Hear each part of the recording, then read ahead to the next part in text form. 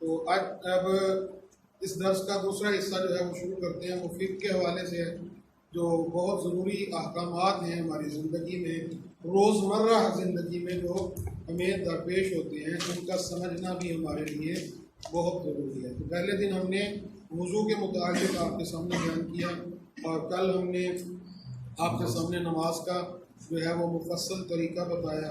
और नमाज के ये नहीं है कि जो नमाज का तरीक़ा बता दिया उसी में नमाज जो है वो मुकम्मल हो गई। इससे जो मिलते हैं अहकामात, जो नमाज के दीगर मसाइल हैं वो बहुत ज़्यादा हैं, वो आपको मुताला करना पड़ेगा और उसके बारे में पूछना पड़ेगा। जो सवाल आते हैं नमाज के मुतालिक वो आप पूछ सकते हैं। तो आज हम गुस्ल के बारे में बयान करेंगे कि वाजिब गुस्ल कितने हैं। वाजिब, ये बेटा रखें, वाजिब गुस्ल जो हैं वो कितने हैं। अच्छा, ये मैं आपको आपके सामने अर्ज करता चलूँ कि ये चीज़ें मैंने आपसे पूछनी भी हैं, ठीक है। ये नहीं है कि आपने एक मरतबा सुन लिया उसके बाद जो है वो ख़ास करके गुस्ल के हवाले से जो है वो मसाइल जो हैं वो बहुत ही मुश्किल हैं, और गुस्ल के मसाइल का जानना बहुत ज़रूरी है। जब नौजवान जो हैं उनकी शादियाँ होती हैं तो शादियों के बाद साहिब औलाद होती हैं, अगर उन्हें गुस्ल ही नहीं आता, आपको गुस्ल नहीं आता, तो आपकी ज़ौजा जो है ज़ाहिरी बात है उसने भी गुस्ल करना है, तो उसको भी गुस्ल नहीं आता, तो फिर ये नहाना फ़कत नहा लेना जो है ये काफ़ी नहीं होगा। नहाने से आपकी ज़ाहिरी निजासत जो है वो ज़ाहिर होती है, लेकिन जो आपकी बातनी निजासत है, जब तक आप शरीयत के बताए हुए उसूलों के मुताबिक गुस्ल नहीं करेंगे, आपकी बातनी निजासत जो है वो ज़ाहिर नहीं हो सकती। आप नमाज नहीं पढ़ सकते। माह मुबारक रमज़ान है, आप जब तक गुस्ल नहीं करेंगे, गुस्ल जनाबत नहीं करेंगे, आप उस वक्त तक रोज़ा नहीं रख सकते। हालत जनाबत में, जनाबत की हालत में अगर सुबह हो गई है, रोज़े का वक्त जो है वो गुज़र गया है, तो आप अगर आपने खुदा न खास्ता उस हालत में रोज़ा रख लिया है तो आपका रोज़ा जो है वो बातिल हो गया। तो गुस्ल जो है वो कुल है 7 गुस्ल जो हैं वो वाजिब है। 7 गुस्ल वाजिब है, जिसे हम कहते हैं साले वाजिबा। वाजिब गुस्ल जो हैं वो कुल हैं 7। पहला गुस्ल गुस्ल जनाबत, गुस्ल जनाबत, जीम नून अलिफ बे ते, जनाबत। दूसरा गुस्ल गुस्ल मैयत, जब इंसान इस दुनिया से रुखसत होता है तो उसे जो गुस्ल दिया जाता है उसे गुस्ल मैयत बोला। तीसरा गुस्ल है गुस्ल मसे मैयत, मरने वाले को जो हाथ लगाएगा उस पर भी गुस्ल वाजिब है। चौथा गुस्ल है गुस्ल हैज, हैज, तीसरा गुस्ल मसे मैयत, चौथा गुस्ल गुस्ल हैज। ये गुस्ल मखसूस है ख़वातीन के साथ, इसका मर्दों के साथ कोई लेना देना नहीं, ठीक है जी। गुस्ल ये हर माह कुछ मखसूस अयाम होते हैं ख़वातीन पर कि जिसके बाद उन्हें ये गुस्ल करना है। गुस्ल हैज, हा हलवे वाली या दाद हैज। पांचवा गुस्ल गुस्ल निफास, नून फे अलिफ सीन। छठा गुस्ल गुस्ल इस्तिहाज़ा, अलिफ सीन ए अलिफ वाद ए, इस्तिहाज़ा। लिखो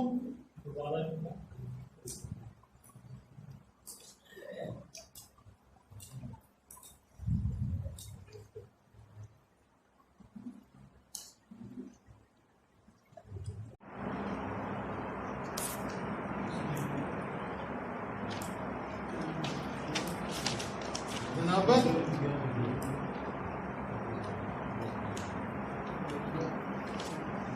मैयत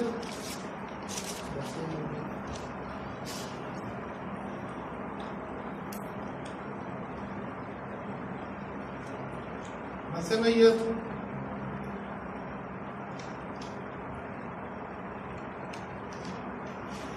हैज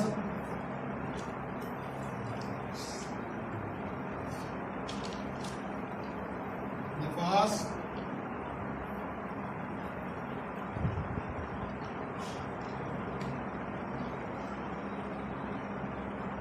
इस्तिहाज़ा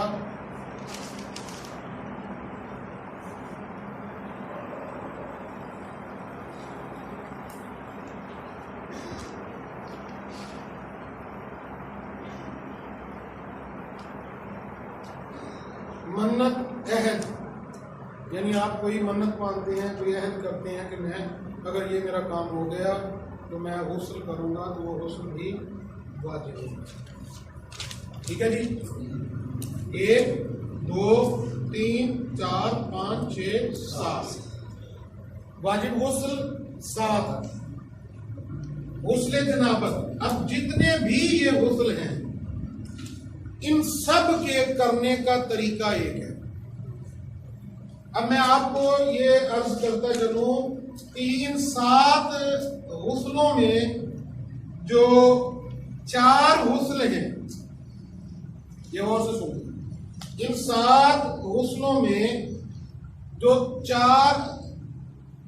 चार गुस्ल हैं वो मखसूस हैं मर्द के साथ। इन 7 में से मर्द फकत 4 गुस्ल करेगा, उस पर 4 गुस्ल वाजिब। वैसे वाजिब गुस्ल कितने हैं? 7। इन 7 में से जिनका ताल्लुक मर्द के साथ है वो है 4, जनाबत, मैयत, मसे मैयत, मन्नत अहद, नजर। ये 3 गुस्ल इनका ताल्लुक मर्द के साथ नहीं है। अब औरत पर कितने वाजिब हो गए? औरत पर 7 गुस्ल वाजिब। ये 3 तो औरत के साथ हो गए ना खास, ये 4 भी औरत ने करने हैं। औरत मरेगी तो उसे गुस्ल देना होगा या नहीं? उसे गुस्ल मैयत बोले। औरत की मैयत को हाथ लगाने से गुस्ल मसे मैयत औरत पर वाजिब हो गई। गुस्ल जनाबत जिस तरह मर्द पर है उसी तरह औरत पर भी वाजिब। 7 गुस्ल, इनमें से 4 मखसूस हैं मर्द के साथ और 7 गुस्ल जो है वो औरत के साथ है। 7 में से 3 मखसूस हैं खातून के साथ। गुस्ल जनाबत, मैयत, मसे मैयत, हैज, निफास, इस्तिहाज़ा, मन्नत अहद, इसको नजर भी बोलते हैं। ठीक है जी। इन सब क्या करने का 2 तरीके हैं। एक को कहते हैं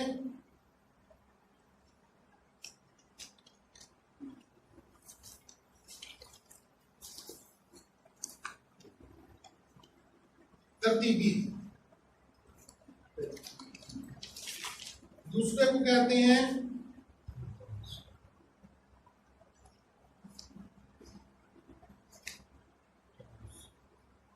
इल्तिमासी। अलिफ रे ते मीम अलिफ सीन छोटी है।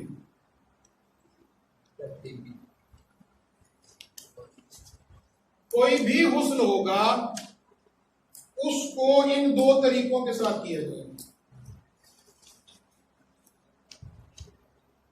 मिसाल के तौर पर गुस्ल जनाबत, गुस्ल जनाबत यानी मुजनब हो गया इंसान, अगर वो शादीशुदा है, उसने अपनी ज़ौजा के साथ हम बिस्तरी की, उसकी वजह से उस पर गुस्ल जो है वो वाजिब हो गया, या किसी भी वजह से अगर वो मुजनब हो जाता है तो उस पर गुस्ल जनाबत वाजिब होता है। अब गुस्ल जनाबत 2 तरीकों से किया जा सकता है, तरतीबी, इल्तिमासी। तरतीबी का मतलब है आप वॉशरूम में, गुसल खाने में गुसल कर रहे हैं, शावर के नीचे या टब में पानी लेकर, तो उस वक्त आप गुसल करेंगे तरतीबी, यानी पहले आप सर को धोएंगे, नियत करने के बाद सर को धोएंगे 3 मरतबा, सीधे हिस्से को आप 3 मरतबा धोएंगे, उल्टे हिस्से को 3 मरतबा धोएंगे। ये है तरतीब, पहले सर, फिर दायां हिस्सा, फिर बायां हिस्सा, ये है तरतीब। इल्तमासी है कि जो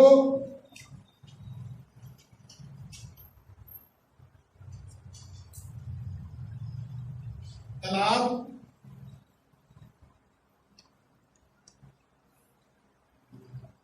नहर,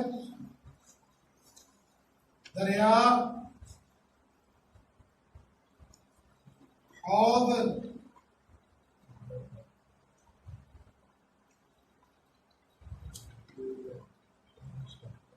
ट्यूबवेल,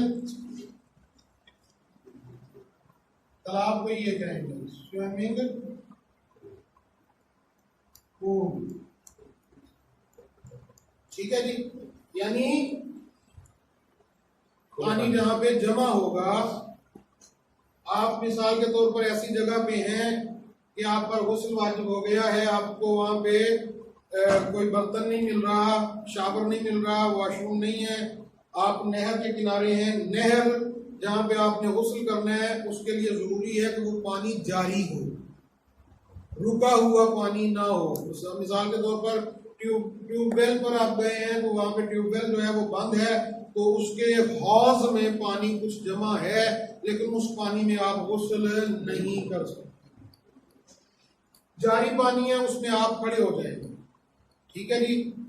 खड़े होके आपका जिस्म का कुछ हिस्सा जो है उस पानी के अंदर चला जाएगा। मिसाल के तौर पर टांगों तक, टांगों से ऊपर, जानों से ऊपर तक पानी के अंदर आप चले गए, आपने अब नियत करनी है गुस्ले जनाबत इल्तिमासी करता हूँ, लिख लीजिए, गुस्ले जनाबत इल्तिमासी करता हूँ,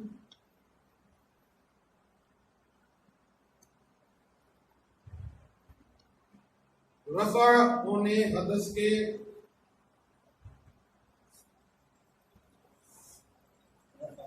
रफा रे फे रफा यानी दूर, हदस होने हदस, ए हल्के वाली दाल साफ, 3 होने हदस के, मुबाह होने नमाज के,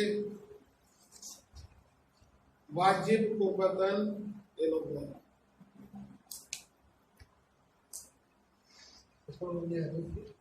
मुबाह होने नमाज के।